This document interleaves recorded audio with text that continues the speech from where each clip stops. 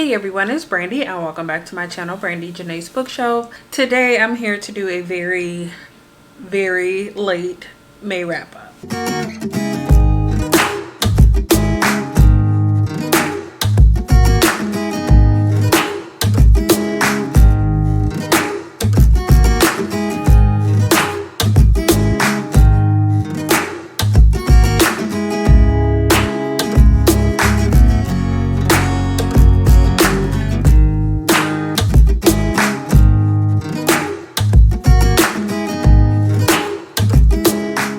So as I mentioned, I'm here to talk about all of the books that I read in May. Because this is basically a month late at this point, by the time that this even goes up, it's probably going to be into July. I'm going to just do my best to keep this as concise as possible. I think most of the books that I have to talk about, I have mentioned in another video already, because more than half of the books I read this month were mangas, and I think for almost all of the mangas I have separate review videos for because they came in Manga Spice Cafe boxes, so I will obviously mention those as they come up. Before I get into the actual books and reviews, let's go over a few of the stats that I typically go over in my monthly wrap-ups, like end of the month wrap-ups.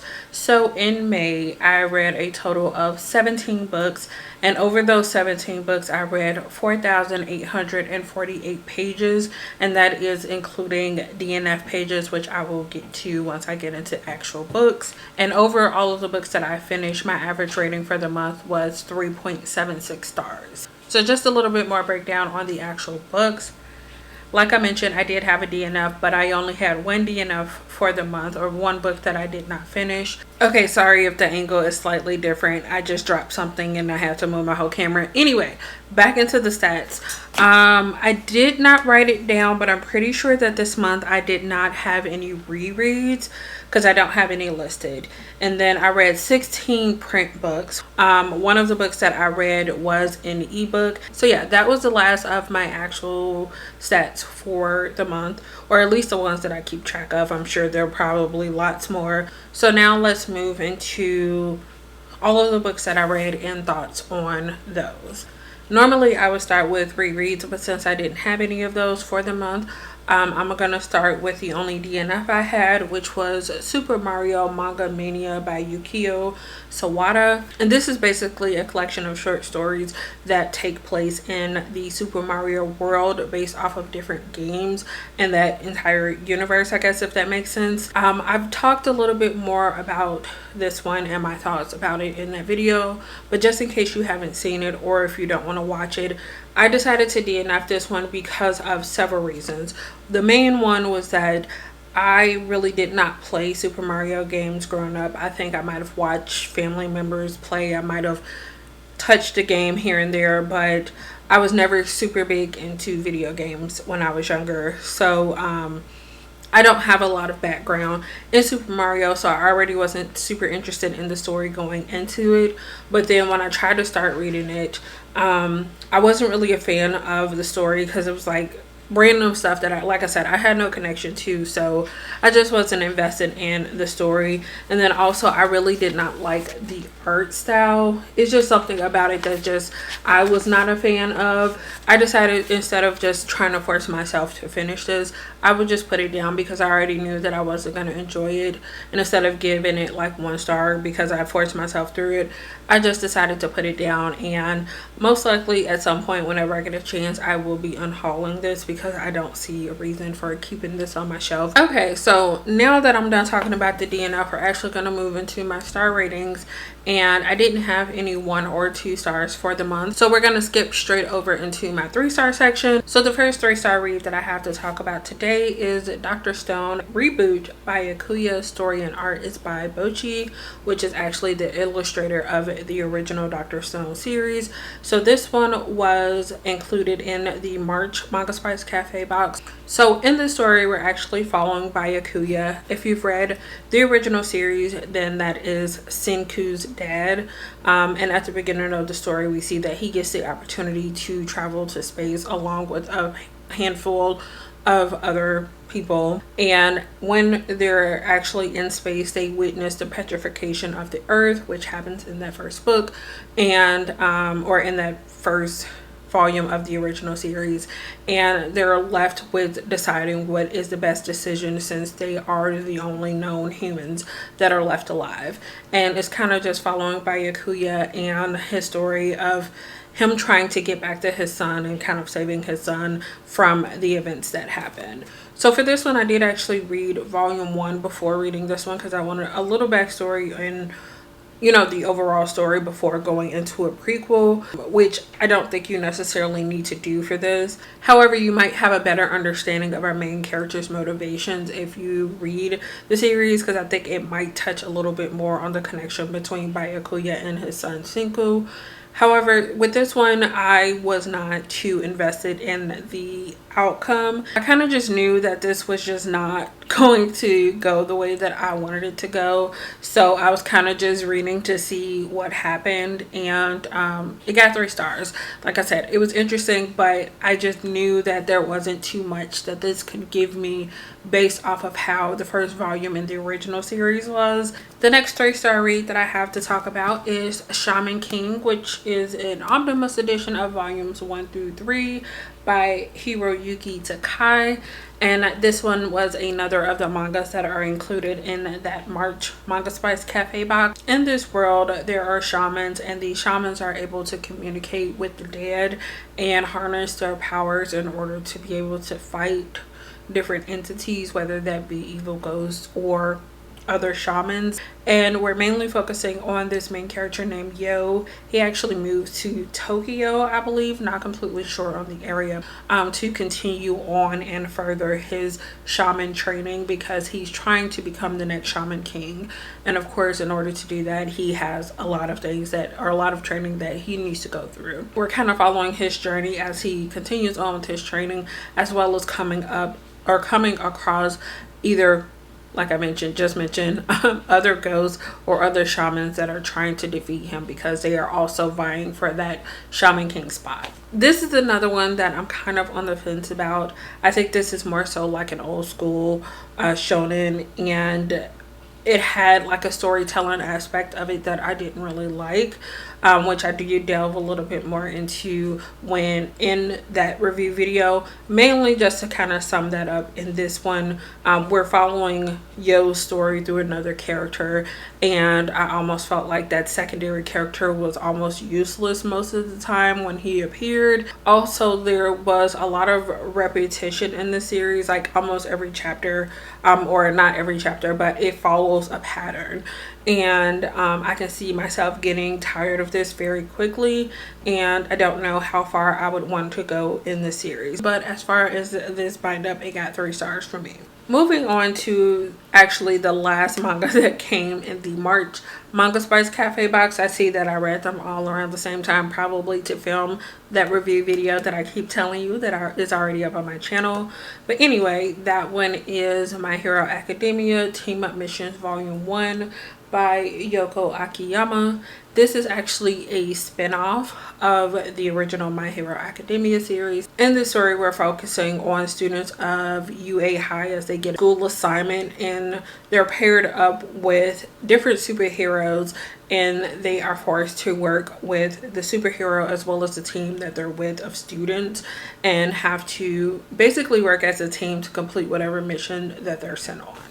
And I thought this was pretty entertaining. I've only read volume 1 of the original My Hero Academia series. It's another one that I wasn't sure if I really wanted to continue, but going into this not really knowing too much about the characters, because I think it's been probably a couple years now since I read that original volume, it was pretty easy to follow even though I don't know all the characters, and it kept my interest, which is great considering I'm still on the fence about the original series. I don't really have too much more to say about that. I don't know if I really talked any more about this in that video, but you can definitely go check out that so you can hear me talk a little bit more about all 3 of the volumes that were included in that March box. Moving on to the next 3-star read, it is another manga, once again from one of the Manga Spice Cafe boxes. This one is actually from the February box, but this one is Pokemon Mewtwo Strikes Back Evolution by Michito Gomi, and this is some type of Pokemon spinoff. Honestly, I haven't kept up with Pokemon, and I know that there's like so much to the universe, but this one is following this Pokemon called Mewtwo. Mewtwo was actually created from a fossilized eyelash of what is believed to be a mythical Pokemon called Mew. So maybe it's Mewtwo. We're not gonna delve into that right now. But when Mewtwo, or Mewtwo, however you want, I think it's Mewtwo, was created, it was taken advantage of a lot. And after realizing how it was being used, it decided that it was going to become the next greatest Pokemon trainer. And it's kind of crazy because a Pokemon is basically going off to become a Pokemon trainer. And Ash and the gang ends up getting wrapped up in the situation after one of Mewtwo's spies sees Ash battling someone else, and they get invited to this island where Mewtwo is basically behind everything and cloning their Pokemons so that it can create more enhanced, better Pokemon versions of the originals. Being someone, once again, that has not kept up with Pokemon, it was pretty easy to follow, and I thought it was pretty entertaining for what I read. I honestly thought going into this one that I was going to DNF it, and I ended up reading it pretty quickly. So it was a fast read, it was an easy one, and it was, like I said, pretty entertaining for what it was. Ended up getting 3 stars for me. And then the final 3-star read that I have for May was Call of the Night Volume 1 by Kotayama. This is one of the mangas that came in my April Manga Spice Cafe box, but this one is following this teenage boy named Yamori, and one night he has really bad insomnia and he decides that he's going to walk the streets at night. And while he's out walking, he actually ends up meeting this vampire, and he is convinced that he now wants to become a vampire, and he's pretty much trying to convince her to change him, but she's pretty set against that. And that is the most simplified explanation that I can think to give of what this story is following. I thought it was entertaining enough for me to want to read it, like continue on with what I was reading, but this is something that I'm on the fence about whether or not I would want to collect it. So I will attempt to continue to read it once there are more volumes. I'm not sure if there are more volumes of this out now, but it's something that I would like to at least read a couple more volumes of before I have a set opinion on whether or not I would like to finish this. I thought it had some different story elements that kept me invested in wanting to know a little bit more about the story, like the types of vampires, how like vampires work in this world, and I want to read more about that. But like I said, I'm still on the fence of whether or not it's something that I'm going to want to follow to completion and or collect. So I just need to get a little bit more in the story, but as of right now, this one got 3 stars. Alright, since that was the last of my 3-star reads, we're gonna now switch over to 4 stars. And the first one that I have to talk about, I promise, it's like a whole manga section. Anyway, the next one that I have to talk about is Orient Volume 1 by Shinobu Otaka. This is one of the mangas that came in the January Manga Spice Cafe box. This one is following 2 boys, Musashi and Kojiro. They were both childhood friends, and they grew up hearing stories from Kojiro's father, who was a samurai, about how demons basically came and infested and took over the world. And it's the samurai's job to fight back against the demons and get rid of them so that humans can once again be in control of the world. But 6 years have passed. We don't really know what happened to Kojiro's father, but he's no longer in the picture. And Musashi is the only one that is still trying to become a samurai. Musashi is trying to convince Kojiro to run away with him so they can become samurais. and set off on the mission that Kojiro's father was telling them about initially. This was one of my favorite, if not my favorite, read from that first box. This one got me the most excited because there was a lot going on, and I was just like, if I'm reading shonen, this is the type of shonen that I enjoy. So this one got 4 stars for me. It's definitely one that I want to continue. I talk more detailed thoughts in that review video, so you guys can definitely go check that one out for more thoughts. And then also the other 2 that I've already talked about. Switching gears for a little bit, we're actually moving into one of the novels that I read for the month. The next one that I have to talk about is Kingdom of Souls by Rena Barron, which is a YA fantasy. So this story is following this character named Ara, and she comes from a long line of witch doctors and is expected to follow in the footsteps of her family that's still alive, as well as the rest of her ancestors.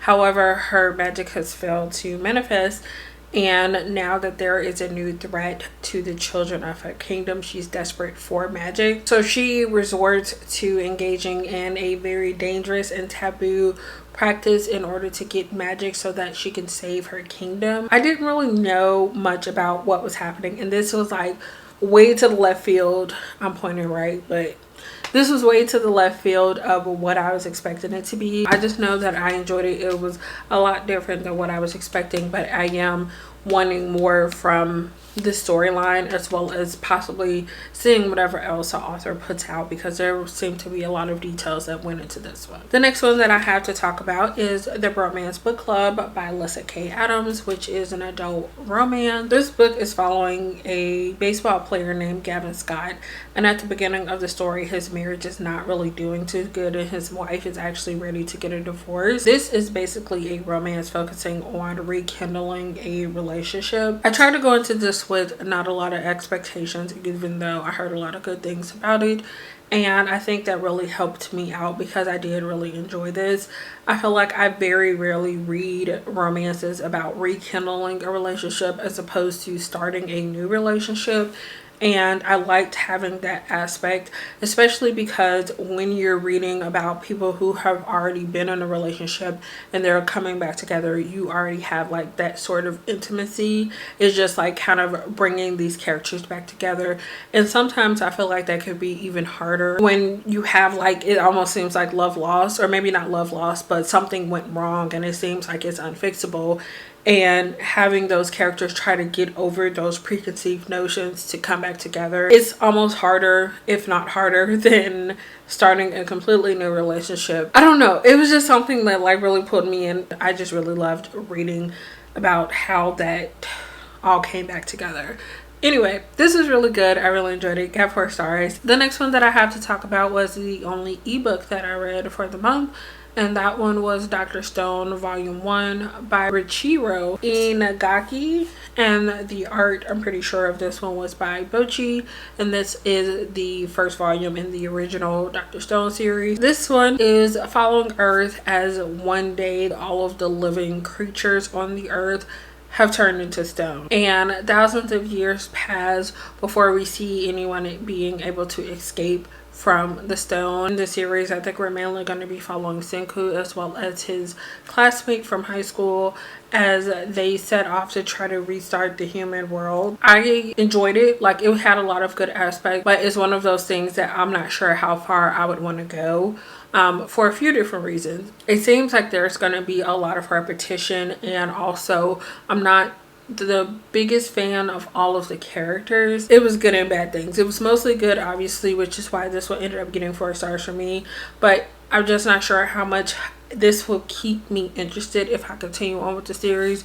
So as of right now, it got 4 stars for me. I would like to continue on with it as of right now. So the next 2 I'm going to talk about together because they are actually 2 volumes in the same series, and that is An Incurable Case of Love Volume 6 as well as Volume 7, which is the last 2 volumes in this series. So this one is following Nanasi, this girl who decides to become a nurse after falling in love with this doctor after he saves this old woman on the side of the road.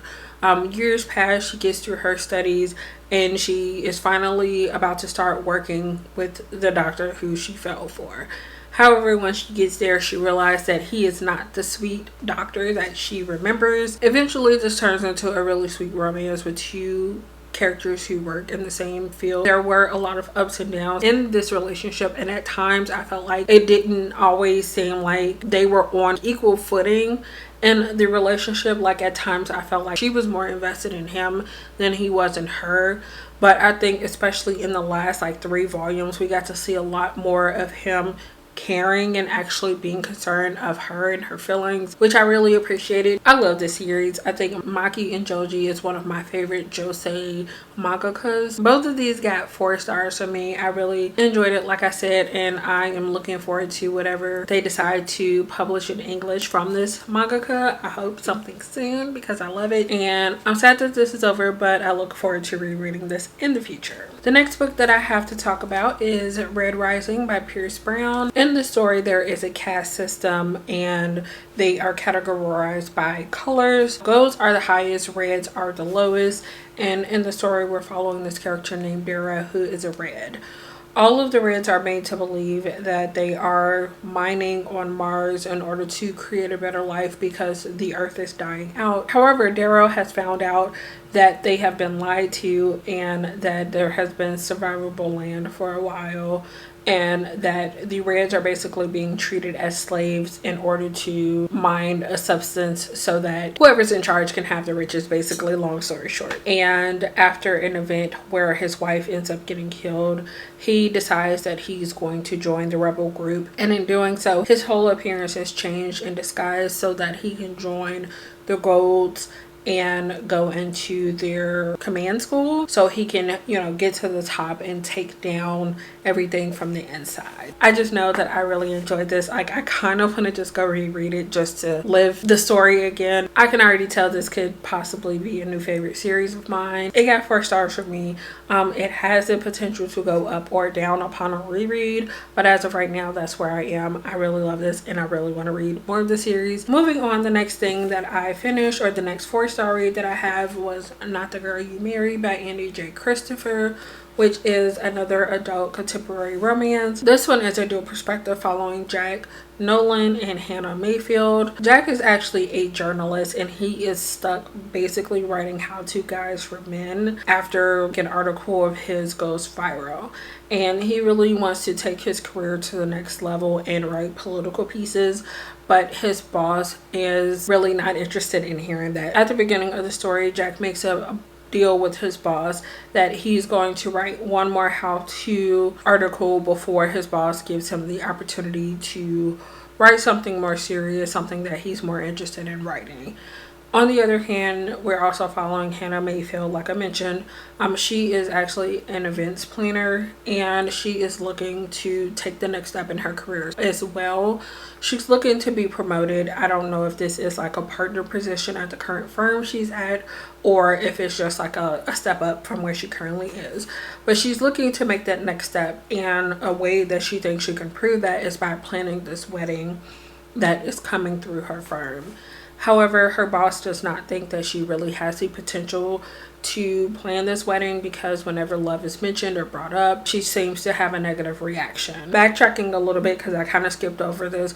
At the very beginning of the story, before these events happen, both Jack and Hannah meet in a bar, and then we go into those different events when in their jobs, and they decide that the other person that they met at the bar, because they had still been texting afterwards, so they decide that the other person is a good fit for each of them to help move forward in their career. I went into this expecting to not like it at all because I had seen so many reviews about how terrible this story was or how boring or whatever it was. I saw this had like so many low ratings that I was kind of shocked. I thought this was really good. I don't know why so many people gave this like bad ratings. One thing I will say is that I was not a fan of the actions that either of the main characters took.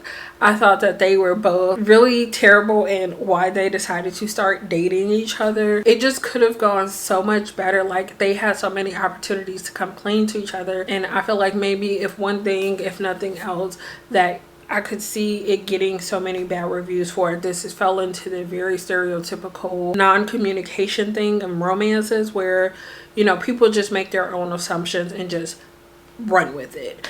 And I was not a fan of that. But overall, I think that this was a pretty good book, and I'm glad that I finally picked it up. If you haven't picked this up, I would read, maybe if you can, like non-spoiler reviews to see what it is that people really don't like. And if that's something that you think would bother you, then maybe not pick it up, because I don't want you to read something you're not going to like. But overall, I think that I enjoyed it pretty much. I put it through Call Pal. It got 4 stars, so I think it was a pretty good book. Moving on, the next thing that I finished was Tristan Strong Punches a Hole in the Sky by Kwame Mbalia. The story is following this teenage boy named Tristan Strong, and we find out that before even the beginning of the story, Tristan had this best friend who unfortunately died in this very terrible accident, and because of this he's feeling very lost. And I think in order to get him out of the city where his best friend had died, his parents actually sent him off to go stay with his grandparents. He has this journal that his friend gave him or left for him with all of these stories that they were documenting. However, on this trip he notices that the journal is glowing, and he seems to be the only one who can see it. And when he finally gets to his grandparents' home, he starts hearing these voices, and eventually he gets transported into a completely different world. He is stuck with trying to help the people of Mid-Pass, as well as try to figure out a way to get home. I just loved every little thing about this. I think that it has so many good things about it. I feel like I'm being very brief on my thoughts, but like I said, it's been almost 2 months since I read this, so everything is not fresh in my head. Just know that I love this. There was, like, it had creepy moments, it had a lot of action, it had this character realizing that he's not as tough, I guess, as he's expected to be, and he learns to be okay with that. Just very good. I loved it. I want more, and it got 4 stars. I'm just gonna leave it at that. The next one that I have to talk about is Zom 100 Bucket List of the Dead Volume 1. Story by Hiro Aso. Art is by Kotaro Takada. This is one of the mangas that came in the April Manga Spice Cafe box. So we start off the story following Akira Tendo, and he is early 20s, and he is fresh out of college and going into his first job at his dream company. However, when he gets there, he realizes that it is not at all what he's expecting, and they're very exploitive of their employees. One day, 3 years later, his alarm goes off. It's time for him to go to work. He realizes that a zombie apocalypse has broken out. And instead of being very afraid of what that means for his life and what's going to happen next, he's actually really excited because he doesn't have to go to work anymore. So he decides that he's going to make the best of this zombie apocalypse, and he ends up making a bucket list of 100 things he wants to do before he gets killed or dies or whatever, and he gets started on that list. I enjoyed this one so much. Our main character just seems very naive and just takes such joy out of simple things that he's never really done before, because he's been stuck in this terrible job since he, you know, got out of college basically. And now that he has all the time in the world, basically, he's like, I'm going to make the most of it. And we're just following him along, and I just thought that was great. And I don't know, I just really liked it. It got 4 stars for me. I'm really looking forward to reading more of the series. The second to last one that I have to talk about is another manga, which is A School Frozen in Time, Volume 1. Stories by Mizuki Sugimura. Art is by Naoshi Arakawa. This one is basically like a horror slash mystery thriller manga, and it's following 8 high school students, and one day they find out that they are trapped in their high school. Something is centered around one of their classmates having killed themselves, and trying to figure out who it is and why exactly it is that they're trapped inside of this high school. I know that's very simplified. I do go a little bit more into details in the actual video where I did my initial review, which was for the Manga Spice Cafe box. This was the last of the ones that came in the April box, so definitely go check that out for more thoughts but this ended up being a lot creepier than I thought it was going to be. I thought it was just going to be kind of a sad contemporary story about teenagers committing suicide and what gets them to the point where they feel like that's the only way out for them. However, I'm pretty sure that this is going to turn into something a lot darker, because by the end of this, it looks like somebody might have possibly been killed by a ghost. And I'm interested. It very much caught my interest, and I'm dying to know what happened next. This is really good. Got 4 stars from me. If I was doing like personal ratings, it probably would have got 4.5.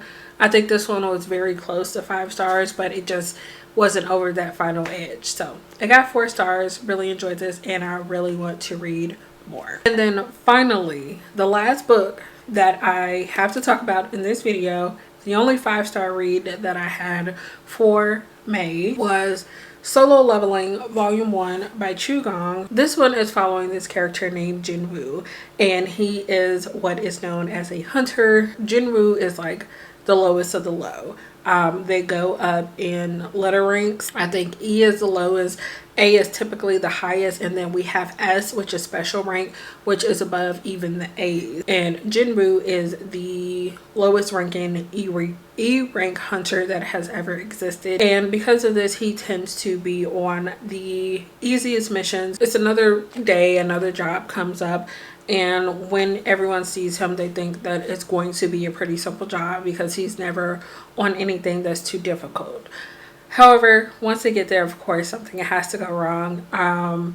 It turns out that once they defeat everything that they think that they're there to defeat, they can't leave the actual location. There's something that blocks them from leaving until everything is fully figured out. They keep on exploring and find out that there is this like double dungeon, and it turns out that whatever is in that dungeon is way more dangerous than any of them are qualified to handle, and they're stuck with trying to survive long enough to make it out alive. It has so many amazing elements, from the story to the art to the coloring.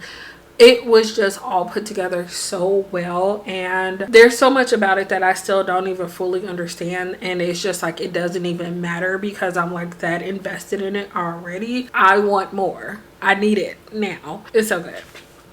Anyway, that's everything that I had to talk about in May. Once again, I know that this video is going up super late, and I do apologize for that. If you like this video, give it a thumbs up, and if you would like to see more from me, make sure you subscribe. Thank you guys so much for watching, and I will see you again in the next one.